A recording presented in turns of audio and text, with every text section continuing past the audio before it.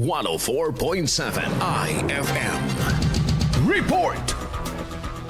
Inihayag ng ilang tricycle drivers sa Dagupan City ang isa sa kanilang matagal na rin umanong problema, ang mga kolorum na sasakyan. Sa mga tricycle driver at operators na nakapanayam ng IFM News Dagupan, naaagawan umano ng mga pasahero ang mga ito at nagkakataon pang sila ang mahal maningil sa pamasahe. Sa kabila nito, ikinatuwa naman ng ilan ang pagkakaroon ng regulatory sticker upang sila lamang ang maaring pagkapamasada o maghintay sa kanya-kanyang toda. Ang siste kasi, tulad na lamang sa Ovellanos Toda, kung wala umanong prangkisa o walang sticker ay hindi na pinapayagan ng mga kolorum na doon pumarada. Anila, hindi talaga patas sa kanilang mga may kaukulang papeles at taon-taong nagre-renew, gumagastos para sa prangkisa at iba pang dokumento para maging legal ang pamamasada kung ikukumpara sa mga kolorum na kung saan-saan lamang sumusulpot at minsan umano'y nagkakainitan pa. Hinaing din ng mga ito ang mataas na presyohan ng petrolyo na may malaking bawas sa kanilang arawang kita. Samantala, panawagan naman ng mga ito ang tulong pinansyal na mula sa gobyerno. Mula sa IFM Dagupan, ito si Idol Ron Araca, Tatak,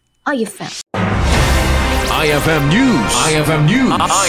IFM News.